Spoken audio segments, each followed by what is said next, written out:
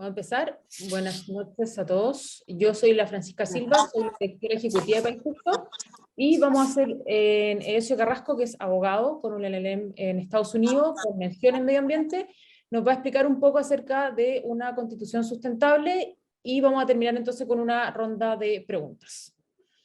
Doy la palabra a Edesio, muchas gracias por acompañarnos y darnos esta charla.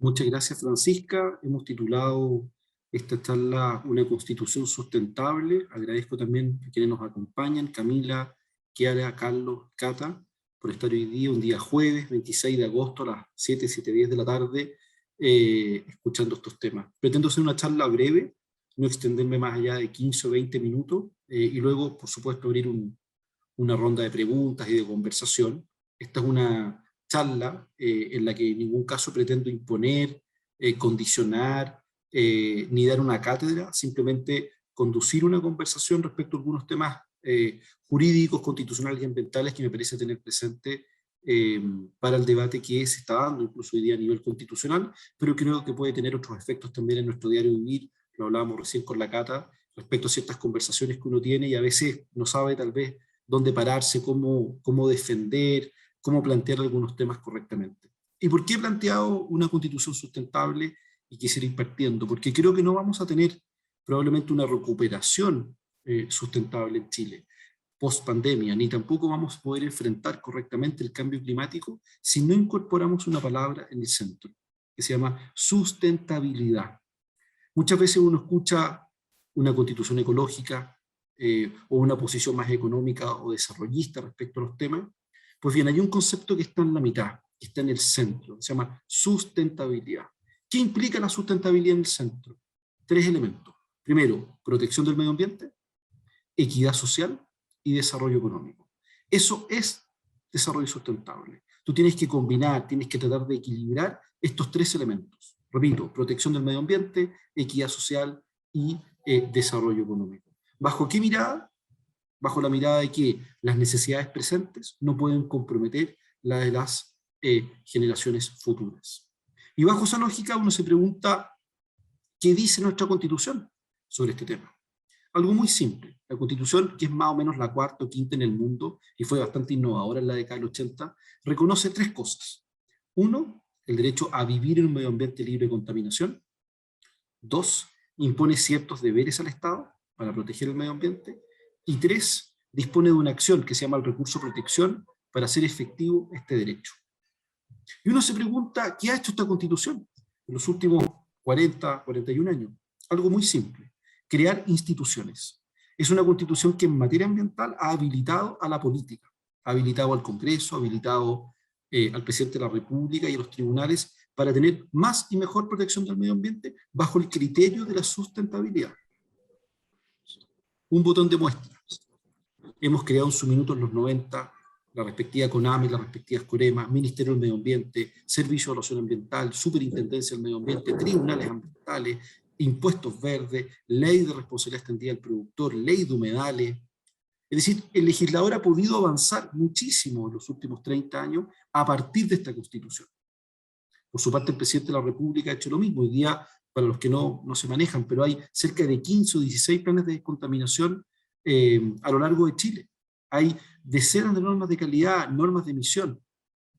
Y en el caso del Poder Judicial, cuando se dice, mire, el derecho a propiedad en Chile o el desarrollo económico están por sobre la protección del medio ambiente, no hay ninguna sentencia en los últimos 15 años en que un tribunal de la República haya hecho prevalecer la libertad económica o el derecho a propiedad por sobre la protección del medio ambiente.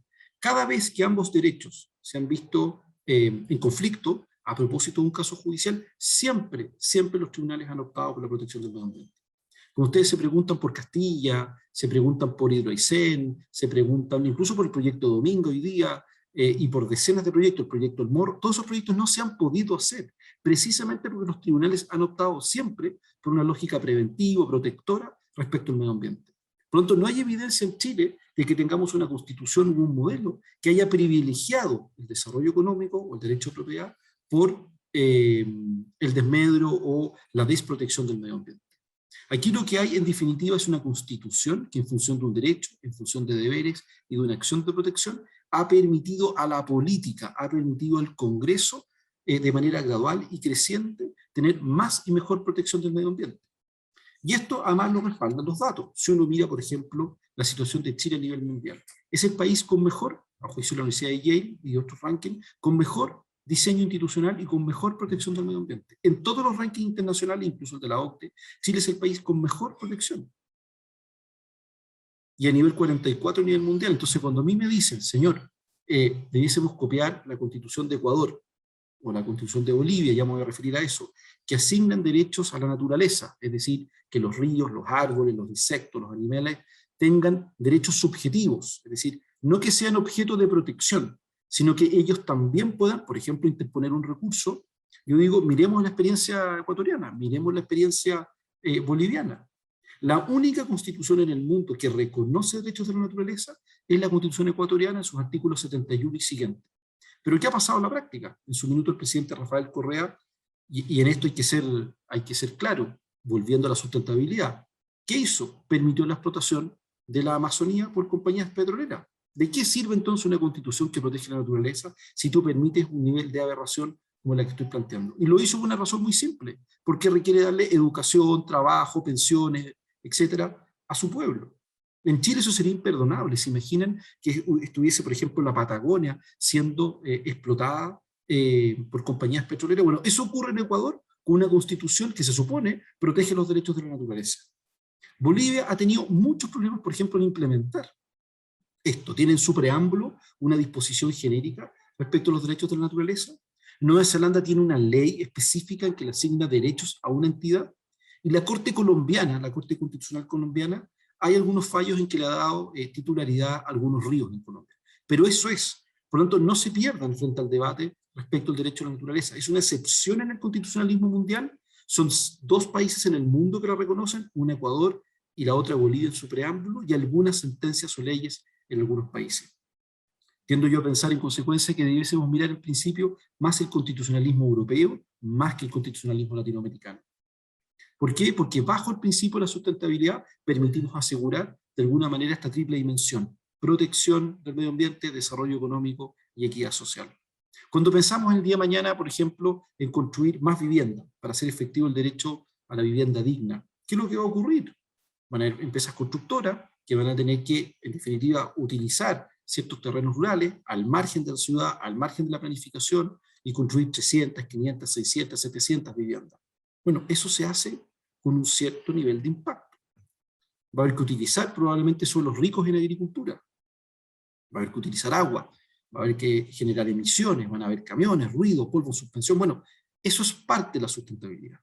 De lo contrario, tenemos que tolerar un cierto nivel de impacto que nos permita vivir en sociedad. Bajo esa lógica, en consecuencia, cuando uno mira lo que ha hecho esta Constitución como primera idea que quisiera dejar planteada, tenemos una Constitución que ha permitido más y mejor protección del medio ambiente. Por lo tanto, creo que hay que mirar en el debate constitucional, particularmente en materia ambiental, el vaso medio lleno y no medio vacío. Tenemos además un conjunto de áreas protegidas, parques nacionales, y lo que ha hecho Chile desde los 90 a la fecha, yo diría que es casi una política de Estado. Piensen ustedes en lo que ocurrió en descarbonización que ha llevado adelante el ministro Llobet, o toda la política de energías renovables, que lleva en Chile casi 15 años. Perdón. Hoy día tenemos casi un 20% de la matriz con energía renovable no convencional, algo impensado hace 5, 10 o 15 años atrás. Un país líder en renovables, que insisto, más que una política de gobierno, es una política de Estado. Obviamente somos un país chico, pobre, en vías de desarrollo, tenemos tremendos desafíos en pobreza y desigualdad, que hubo acá después de la pandemia. Por lo tanto, Chile requiere niveles de inversión, requiere niveles de generación de empleo que permitan generar impuestos precisamente para hacernos cargo de aquellos chilenos que viven en una condición de marginalidad. Pero eso debe hacerse, insisto, bajo la lógica de la sustentabilidad. Y creo que Chile, al menos mirando la parte llena del vaso, ha hecho bien las cosas en los últimos 30 años. Y esta Constitución, desde la sustentabilidad, ha permitido contribuir en más y mejor protección del medio ambiente. Naturalmente que eso no es suficiente. Obviamente que hay tareas pendientes. Es obvio que hay situaciones que no podemos seguir permitiendo. Por ejemplo, las zonas de sacrificio. Obviamente que es imperdonable que tengamos un Quintero, un Freirina en su minuto, un Mejillones, un Huasco, un Coronel, como país no debiésemos seguir permitiendo situaciones como esa. Está la dignidad de las personas en el centro cuando concentramos en un sector un conjunto de industrias contaminantes. Pero también debemos tener cierta gratitud, cierta deferencia con nuestros padres y abuelos. Cuando uno mira, por ejemplo, la insignia que tenía Puchuncaví en la década del 60, eran 2 chimeneas, de las cuales expelía humo.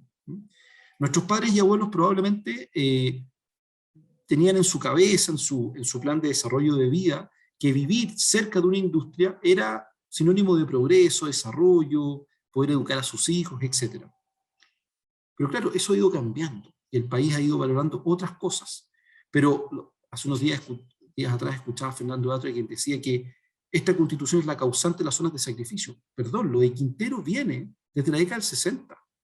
Se tomó una decisión política, buena, mala o regular, jugada con los ojos de hoy, por supuesto inapropiada, que ha trascendido 7, 8 gobiernos, que ha trascendido 2 constituciones, que ha trascendido gobiernos democráticos y autoritarios, que ha trascendido gobiernos previos a la dictadura, posteriores a esta. Es decir, ha habido una política errada, si ustedes quieren, de Estado, de concentrar en Huasco, en Mejillones, en Coronel, en Quintero, zonas de sacrificio.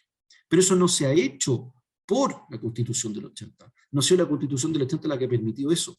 Esto es un que se arrastra hace mucho antes. Y por supuesto que la política tiene algo que decir respecto de ello y en consecuencia adoptar medidas para que ese tipo de situaciones no vuelva a ocurrir. Por lo tanto, obviamente tenemos tareas pendientes y una de ellas es devolverle la dignidad a las personas, particularmente en las zonas de sacrificio. Otro elemento en el cual también tenemos que seguir avanzando es modernizar nuestra regulación. Hay instrumentos anquilosados, antiguos, el sistema de evaluación de impacto ambiental probablemente requiere más niveles de participación también, y se requieren modificaciones o transformaciones legislativas en esa lógica. ¿Para qué decir la gestión en biodiversidad? Hay mucha dispersión normativa, sin una mirada integral. En materia de cambio climático también tenemos que hacer un esfuerzo, y ya se está tramitando una ley en el Congreso.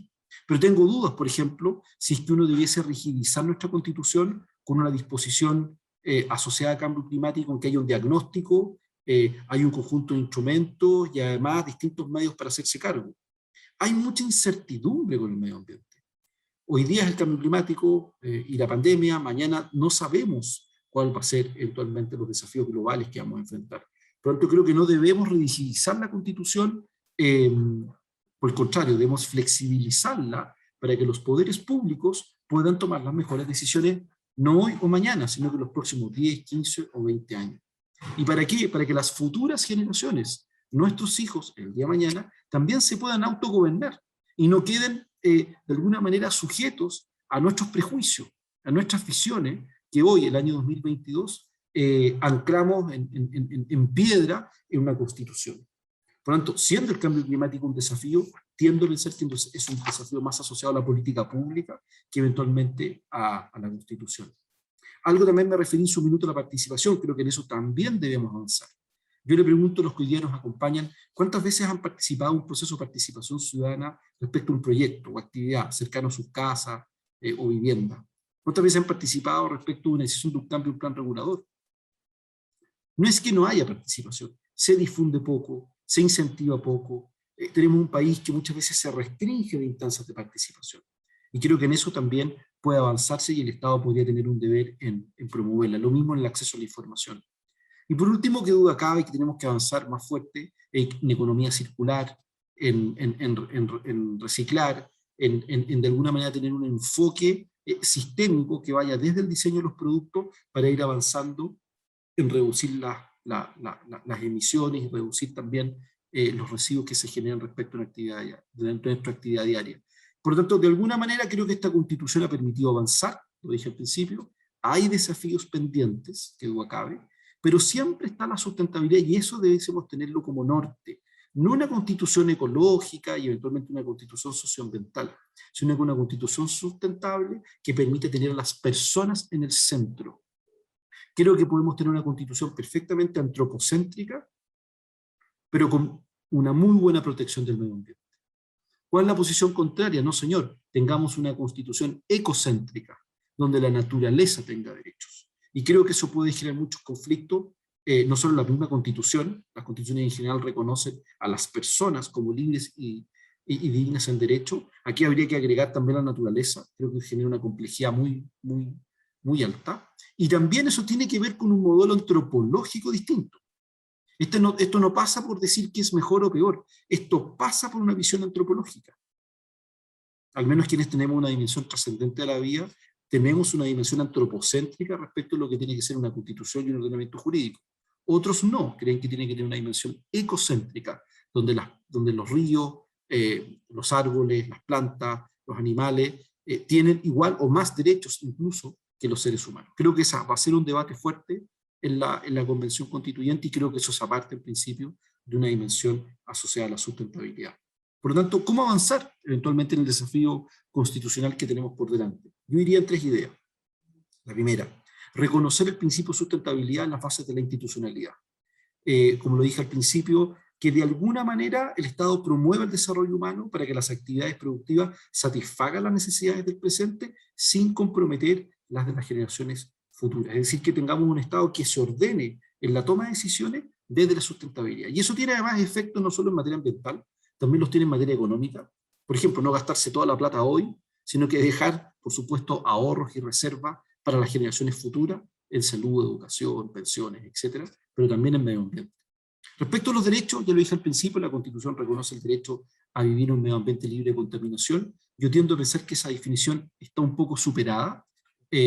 No quiero entrar en disquisiciones, pero todos me van a decir, pero profesor, Edesio, no sé, no entiendo cómo es posible que se hable de vivir en un medio ambiente libre de contaminación si vemos mucha contaminación. La contaminación en Chile y en muchas partes del mundo es un aspecto normado. No es que no haya contaminación, es contaminación lo que supera una norma, de lo contrario no podríamos vivir. El tubo de escape de un auto, por supuesto que es contaminante, pero emite contaminantes que la norma habilita hasta un cierto margen.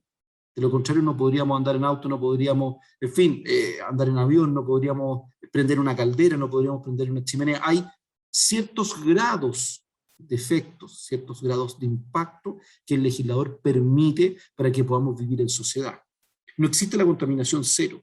Por eso el constituyente dice vivir en un medio ambiente libre de contaminación y no en un medio ambiente libre de toda contaminación, como lo decía al principio. Se eliminó la palabra toda. ¿Y por qué digo que debiésemos tal vez ampliar un poco esta garantía? Porque creo que tenemos que avanzar desde la lógica antropocéntrica hacia una dimensión que reconozca la dignidad de las personas y que apunte probablemente más a una lógica de bienestar. Por ejemplo, nadie quiere vivir al lado de una chanchera. ¿Qué es lo que hay ahí? Olores molestos. Y muchas veces estos proyectos no generan las medidas, las condiciones, las exigencias necesarias para insertarse adecuadamente en el lugar en que están. No estoy diciendo que no deban existir, sino que deben ajustarse a un concepto de dignidad un poquito más amplio. Lo mismo en ruido y en un conjunto de otras materias que muchas veces, al no estar normadas, requieren de un compromiso más fuerte respecto a la sustentabilidad. Y tercero, respecto a los deberes, creo que hay que ampliar los deberes del Estado, siempre desde la lógica antropocéntrica, no reconociendo derechos a la naturaleza, pero protegiendo fuertemente aquellas cosas que valoramos, la biodiversidad en flora y fauna, y por lo tanto gestionarla de mucho mayor manera.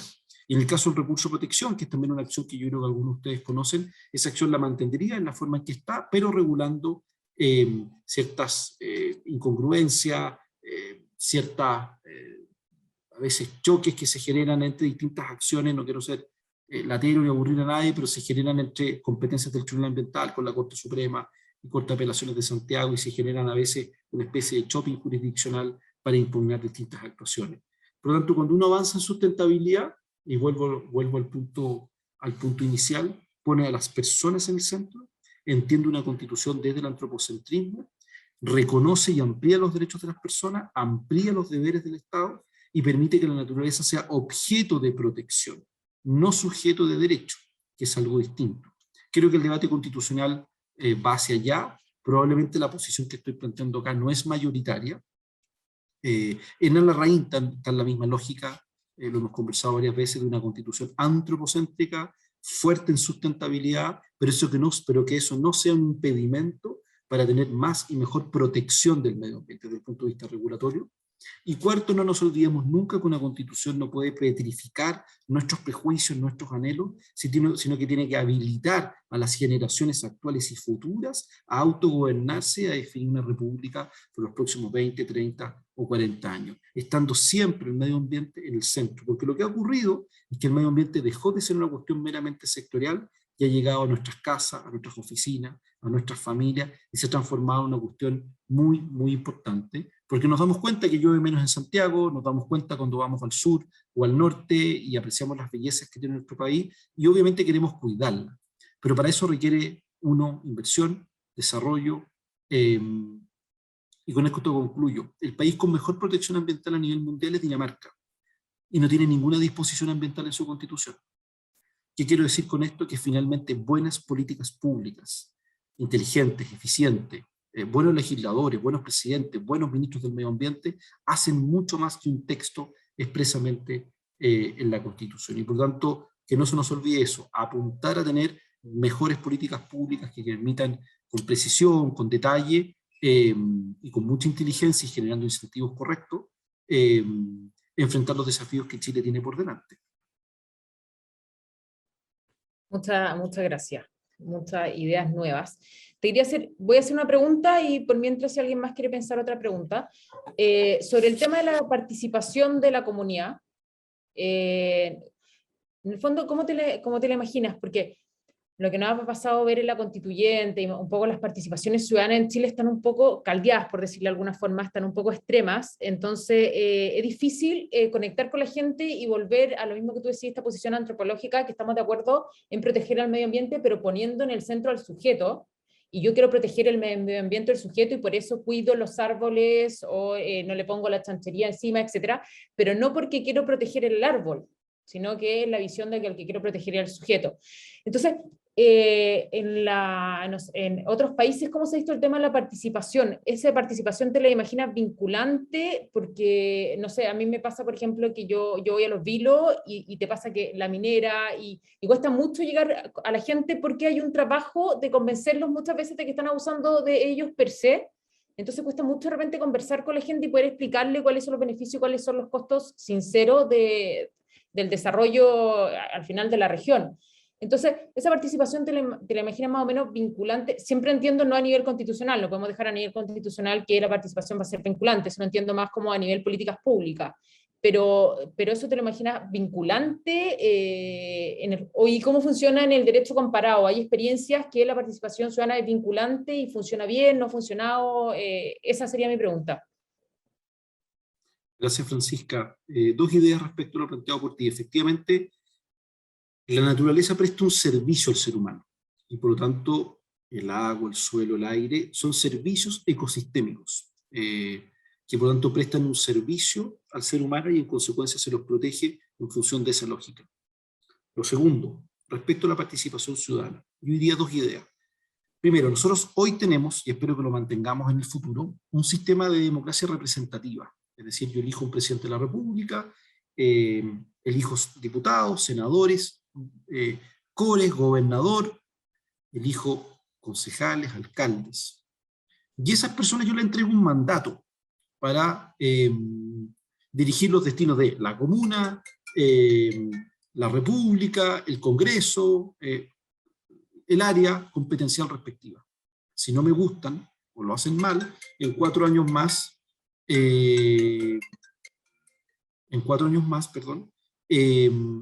podré no votar por ellos, podré modificar, podré votar por otro. Y bajo esa lógica, esas personas tienen un mandato de 4 años para dirigir los destinos del país. Por tanto, en principio, la participación ciudadana no podría ser vinculante porque alteraría ese mandato representativo.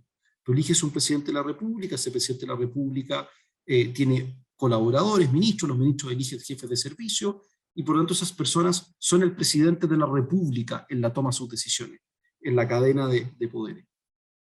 Pero sí creo en un concepto intermedio, es decir, no creo en una participación ciudadana vinculante, porque eso genera grupos de interés, grupos que vetan, grupos que no necesariamente son representativos de una mirada de un sector, sino que un grupo un poco más organizado, que lo que hace es oponerse, participar y en consecuencia bloquear, cuando no necesariamente se trata de posiciones mayoritarias, plurales o abiertas. Sí creo en un concepto intermedio, y vuelvo al punto, que se llama participación ciudadana incidente, que efectivamente esa participación ciudadana pueda contribuir a mejorar un proyecto, que pueda contribuir efectivamente a reducirlo o achicarlo, que esa participación ciudadana además pueda tener respuesta efectiva por parte de la autoridad y por parte de la empresa.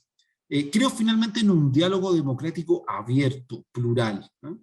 En donde efectivamente las comunidades puedan incidir, pero sin vetos, porque para eso hay un ordenamiento jurídico en el cual gobernantes y gobernados, es decir, autoridades, empresas, comunidades, asesores, etcétera, nos sometemos en un concepto de igualdad ante la ley, y por lo tanto, si efectivamente participo, hago observaciones, es incidente esa participación, pero no logro efectivamente cambiar el curso de una decisión, ejerceré los recursos que en un Estado democrático correspondan. Reclamaré de eso a los tribunales de justicia y me podrá ir bien mano regular. Pero no creo en participaciones ciudadanas vinculantes, porque creo que detrás de eso hay un veto, hay grupos de interés y no necesariamente se trata de posiciones mayoritarias respecto de una determinada actividad o proyecto. Piensa tú lo que ha ocurrido con Dominga.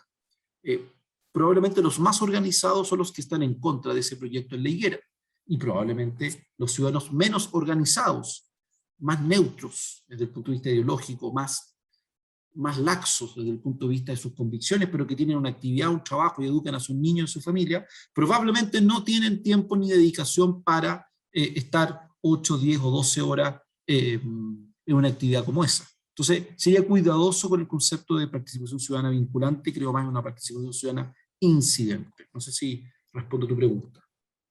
Sí, la única parte de mi pregunta que queda un poco más pendiente, ¿existe en algún país la participación vinculante y cómo funciona? O más bien la tendencia es que sea incidente y eso funciona un poco más equilibrado. Claro, vuelvo al punto inicial. Al tener democracias en países con democracias representativas, la participación ciudadana tiene las lógicas que te planteo yo. Es participativa o incidente, pero en ningún caso sustituye o reemplaza a la autoridad que debe tomar una decisión. Esto, por lo demás, ocurre en muchos países, y el Tribunal Constitucional chileno así lo ha reconocido. Donde sí tenemos, y aquí quiero hacer el punto, una situación distinta en materia de consulta indígena, donde ahí sí la lógica de un consentimiento previo, al menos en Canadá, en Nueva Zelanda, en Australia, es necesaria para, por ejemplo, autorizar un proyecto de actividad en una reserva indígena. En Chile no se requiere, o sea, tú lo que requieres es una consulta indígena, pero esa consulta indígena puede terminar con un protocolo de acuerdo o con un protocolo de desacuerdo. Pero si hay desacuerdo, eso no impide eventualmente aprobar o seguir adelante con un proyecto. Simplemente das cuenta de que se hizo todo lo posible por llegar a un acuerdo y que eso no fue posible. En otras partes del mundo requieres el consentimiento previo. Y si ese consentimiento previo no está, no puedes ejecutar ese activo proyecto. En Chile es distinto. Perfecto. ¿Una cosa? ¿Hablo? Dale. Ya. Lo que pasa es, bueno, acá yo noto que esta cuestión del desarrollo sustentable va mucho más allá de la ecología. Es como, ay, no. Ahí volví. ¿Volví? Sí. Como que incluye muchos aspectos de la sociedad. Entonces, es como que hay que lograr un equilibrio de demasiados factores. Entonces, yo no entiendo cómo se puede llegar a coordinar todo este malabarismo de cosas sin caer en un totalitarismo, porque en el fondo ¿cómo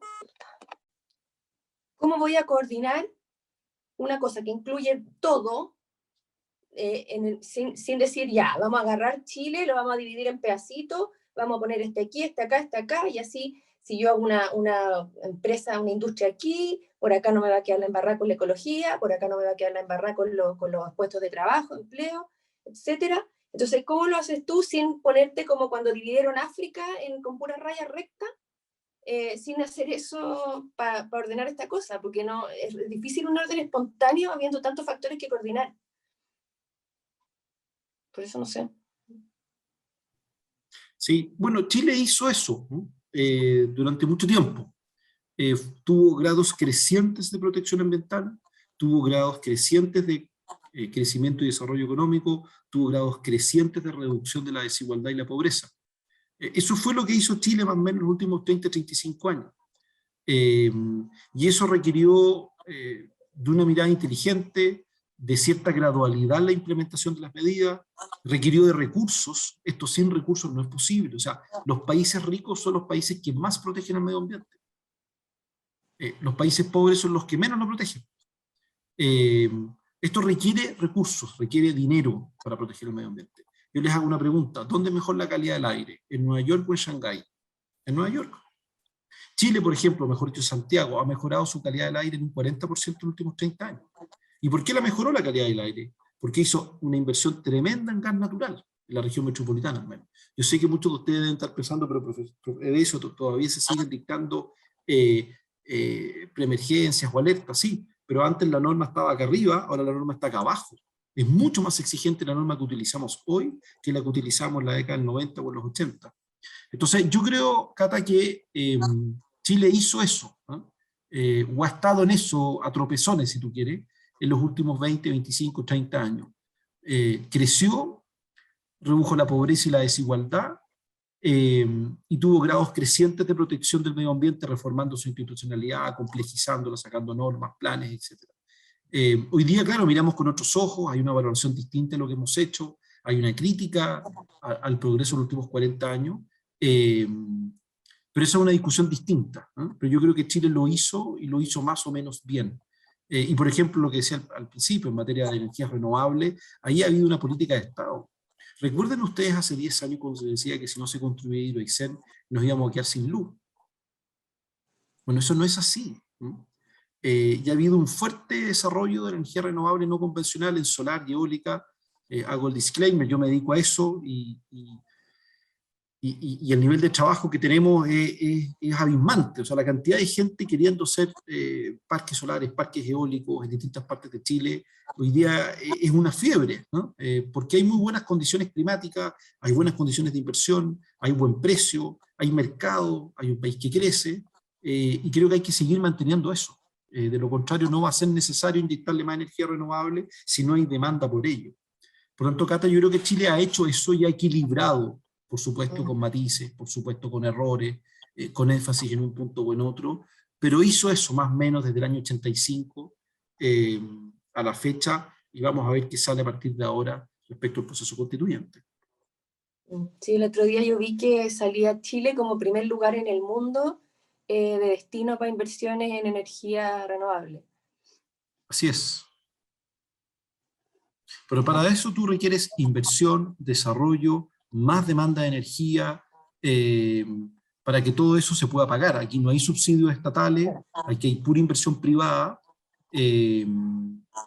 y también hay harta oposición, eso por no decirlo, la gente no lo sabe, pero hacer un parque eólico hoy día o un parque solar es una cuestión, no es lo mismo que una termoeléctrica, por razones obvias, o una hidroeléctrica, pero no es una cuestión sencilla. Un parque eólico en el sur con comunidades mapuches puede tomar 2 años de aprobación, más recursos judiciales posteriores. O sea, se está transformando en un proyecto complejo estilo Hidroaicén hace 10 años atrás, hoy día en ciertos lugares al menos. Perfecto. ¿Alguien tiene otra pregunta o pregunto yo? Yo tengo otra pregunta. Quería preguntar, viendo un poco la Constitución, esto es más como un poco de predecir el futuro, así que no hay muchas garantías de lo que pueda pasar. Pero lo mismo que tú señalabas, se va a necesitar más inversión. Para atraer más inversión uno necesita que el país se vea más confiable, entre menos confianza se tiene, baja la inversión. Pero independiente de ese tema, yo creo que hay cierto consenso entre los constituyentes que el medio ambiente es un tema muy importante. Hay dos visiones, como tú dices, que pone al objeto como el sujeto del derecho y otra que pone a la persona como el sujeto del derecho, y hay una discusión amplia. Creo que una discusión súper técnica, que yo creo que la mayoría de los constituyentes tampoco están muy informados sobre el tema y están descubriendo. Entonces, quería ver si tu opinión en lo que va a salir al final en la Constitución en el tema medio ambiente, no sé si estás con una visión como más positiva que otros temas, porque yo creo que como existe este cierto consenso medio ambiente, como es un tema más técnico en el que uno podría pensar que los constituyentes van a tener más confianza en los técnicos, no sé, ¿cómo es tu visión? O sea, si hay una visión como que va a quedar mucho regulado, vamos a lograr que quede regulado lo esencial y vamos a dejar que el resto vaya a políticas públicas. Más o menos, ¿cómo ves tú la temperatura de la constituyente en el tema de regular el medio ambiente? Yo diría dos cosas. Primero, que se rompió un cierto consenso respecto a lo que dije yo al principio. Yo te diría que desde el Partido Socialista a la UDI había bastante claridad en los 90 y en los 2000, y probablemente hasta Bachelet 2 y comienzos de Piñera 1, de lo que había que hacer. Y que había un poco, lo que le respondía a la Cato, una cierta gradualidad y progresividad en regulación, sin poner en jaque los modelos del desarrollo chileno, en energía, minería, proyectos de infraestructura, sanitarios, etc. Ese consenso se rompió, y ese disenso hoy día se expresa en la constituyente. Efectivamente hay grupos que han planteado con mucha fuerza los derechos de la naturaleza. Yo creo que es un tema sexy, un tema que vende. Veo un grupo que trasciende en principio a Chile Vamos, silente, sin una opinión, por así decirlo, expresa respecto a ecocentrismo o antropocentrismo. Creo que es prematuro todavía, Francisca, poder aventurar qué va a ocurrir, pero si tú me apuras, yo creo que, no sé si el debate sobre antropocentrismo y ecocentrismo va a quedar reflejado, pero si eso no queda así, creo que va a haber una constitución bien recargada, y yo creo que no se han medido las consecuencias de eso. Por ejemplo, una materia en la cual muchos insisten, y que es una tentación, que es una especie de aspirina, es que cuando tú no te pones de acuerdo en reglas, en un texto expreso, fijas principios. Y los principios, en mi opinión, lo único que hacen es desplazar más poder a los tribunales de justicia. ¿Qué es lo que es para ti principio preventivo? ¿Qué es lo que es para Chiara Barchiesi principio precautorio? ¿Qué es lo que es para mí el principio de no regresión? ¿Qué es lo que es el principio de la intergeneracionalidad respecto del medio ambiente? Si tú te quedas con un conjunto de vaguedades y principios genéricos, eso lo único que va a hacer es desplazar eso probablemente en los tribunales de justicia. Y nos vamos a saltar de alguna manera el legislador o el presidente. Por lo tanto, para contestar tu pregunta, no sé en qué va a terminar el debate antropocentrismo y ecocentrismo, pero sí no tengo ninguna duda que vamos a tener un árbol de Pascua bien recargado, con hartos adornos en materia ambiental, y sin, diría yo, una claridad tan precisa de lo que implican ciertos conceptos y de las consecuencias que eso pueden tener. Ahora, sí tengo claro que hay grupos que tienen bastante claro eso, y que revisten de medio ambiente una disposición, una voluntad y un objetivo más profundo, que es afectar el modelo de desarrollo, al menos centrado en mercados y en inversión. ¿Por qué? Porque lo que va a estar detrás de eso es lo siguiente: no, mira, si yo no me opongo al desarrollo de proyectos, yo no me opongo a que haya minería, pero cuando yo te digo que hay principio precautorio, cuando yo te digo que hay principio de no regresión, cuando te digo que hay un principio de un sentido u otro, lo que estoy haciendo indirectamente es invocar al otro día ese principio en un tribunal de justicia para que ese proyecto de actividad no se haga invocando este principio genérico. Entonces, creo que se reviste de medio ambiente una disposición, una voluntad distinta. ¿Por qué? Porque hoy día ciertos grupos ya no están en los estudiantes, no están en los trabajadores, están en medio ambiente. Saben que medio ambiente es una cuestión más bien vaga, soft, suave, que te puede permitir controlar distintas dimensiones de la vida. Por lo tanto, ojo con eso. Yo creo que nos vamos a llenar de conceptos vagos y ambiguos y genéricos, que lo que pretenden es ir tomando distintos puntos de la vida en sociedad, y bajo el prisma del medio ambiente buscar otros fines, que no necesariamente es la protección del medio ambiente. Creo que en eso hay que ser cuidadoso y muy alerta. Perfecto. ¿Alguna otra pregunta? Sí.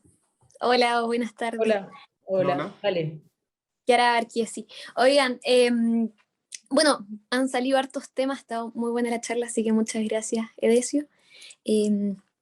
Por ejemplo, el hecho de que el desierto de Atacama tiene la mayor radiación del mundo, o sea, el potencial energético que tenemos ahí de energía, de nuevas energías, ¿cierto? Es tremendo, podemos exportar energía.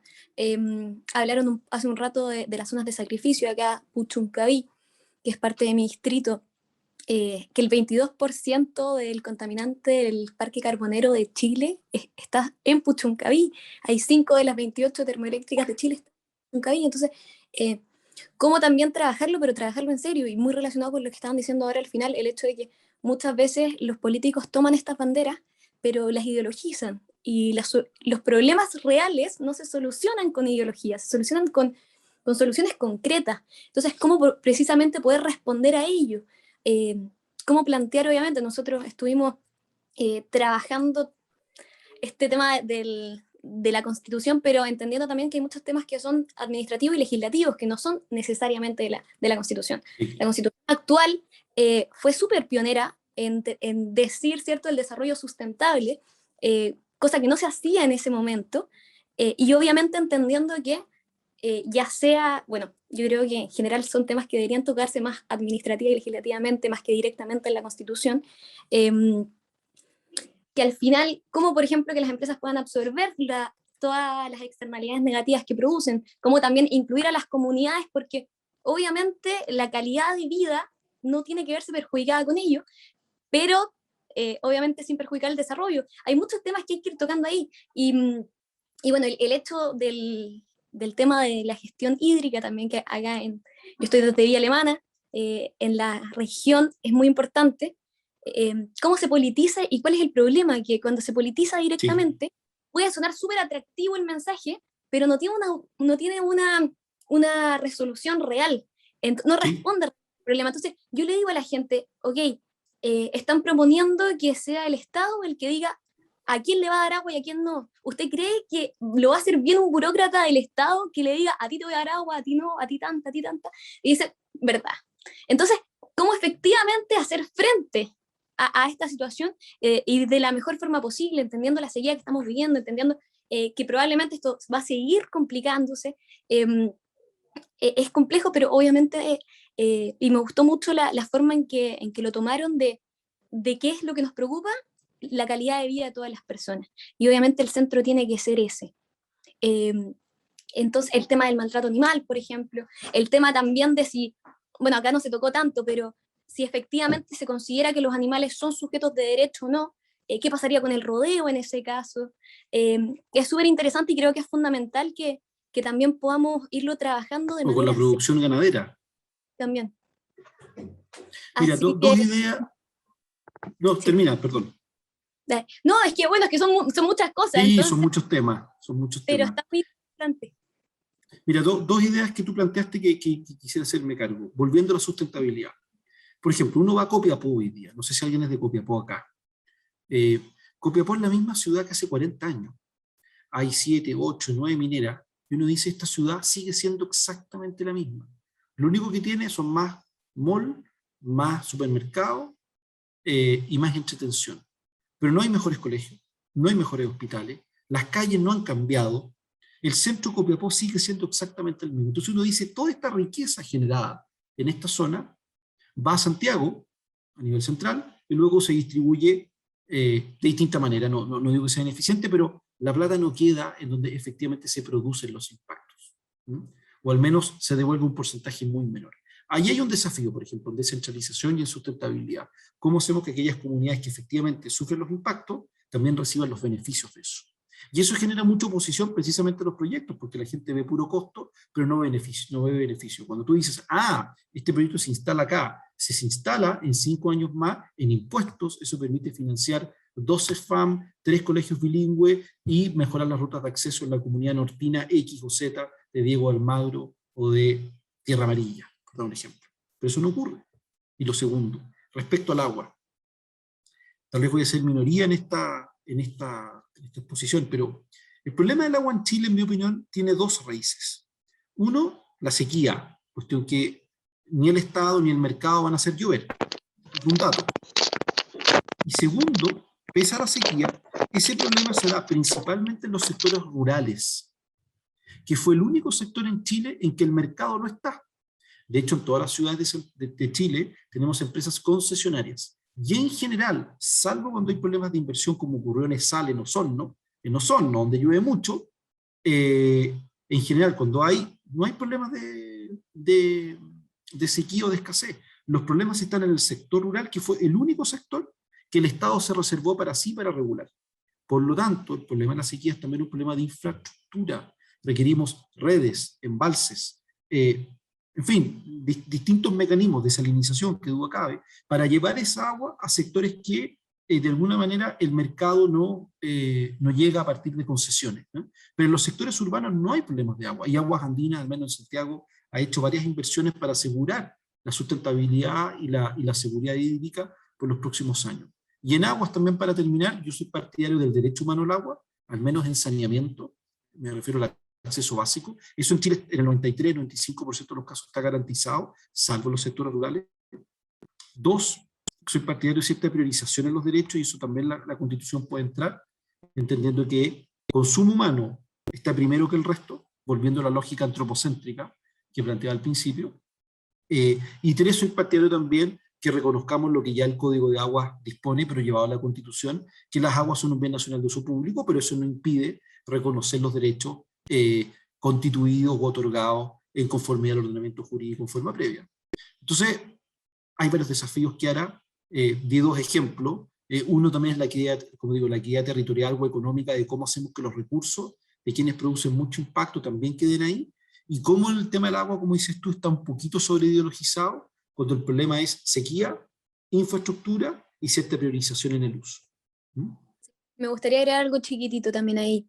El hecho de que yo creo en un Estado austero, pero también fuerte en ciertas cosas, sobre todo en temas de fiscalización. Por ejemplo, acá en la región de Valparaíso hay 4 fiscalizadores, la DGA tiene, que es la Dirección General de Aguas, tiene 4 fiscalizadores para toda la región. Entonces, creo que es importante, más que simplemente claro, el discurso bonito de que el Estado venga y nos solucione todos los problemas, cuando entendemos que eso también muchas veces lamentablemente va de la mano con temas de corrupción y otro tipo de cosas, la importancia de fortalecer la fiscalización del Estado, ¿sí? Para que efectivamente no haya irregularidades, ¿cierto? Abuso. No haya abuso, y porque también, bueno, yo soy ingeniero agrónomo, entonces obviamente el tema del desarrollo de agricultura familiar campesina es fundamental. O sea, no debemos hacer vista gorda a ver cómo hay personas pequeños productores que tienen que cambiar de rubro debido a la situación hídrica que estamos viviendo. Entonces, sí, cómo también potenciar que ellos puedan seguir trabajando y cultivando la tierra, que ha sido de generación en generación. El Estado ahí tiene mucho que hacer, pero tiene que llegar de manera eficiente, precisa, focalizada a esas personas. Oye, muchas gracias. Yo me despido, que tengo una reunión ahora a las 8. Pero sí, vamos cerrando, porque si no Edesio también nos va. Muchas sí, gracias. Oye, muchas gracias Edesio por la charla, aprendí muchísimo. El tema, yo también estudié Derecho, pero el tema medioambiental nunca ha sido tanto lo mío, así que yo creo que todos aprendimos muchísimo, conceptos clave. Creo que la discusión del medio ambiente se va a venir fuerte, y como tú mismo señalabas, es súper importante tener claros los conceptos para entender qué es realmente protección del medio ambiente y qué es ya meterse con los modelos de mercado. Contrabando. ¿Qué es lo que es contrabando? Que es exactamente cuando ya se está utilizando como un contrabando la pelea medioambiental para pasar un punto que no tiene nada que ver con la protección del medio ambiente. Y creo que eso también ayuda mucho a lograr consensos cuando uno realmente conversa con gente que está en pro del medio ambiente y no en el pro del contrabando utilizando el medio ambiente. Así que creo que eso es clave. Hay también un tema comunicacional súper grande y siempre fallamos ahí, porque si todas estas cosas se comunicaran y la gente entendiera un poco más. Por eso vamos a dejar la charla de Edesio en nuestro canal para que la gente la pueda ver. Te pasaste, muchas gracias a todos los que se conectaron. Como decía Edesio, conectarse un jueves a las 7 de la tarde no es tan fácil, así que muchas gracias a todos, y especialmente a ti Edesio. Yo creo que nos iluminaste con la charla en varios conceptos y en varias ideas clave, así que muchas gracias. Súper, feliz de haber estado, gracias por la invitación, se agradecen las preguntas. Y seguimos en contacto, así que feliz de juntarnos de nuevo, y un saludo a todos los que están en sus respectivas casas, lugares de trabajo, autos. Así que eso, seguimos en contacto y un gusto de estar con ustedes. Muchas gracias a todos. Que estén bien, nos vemos. Bien. Chao.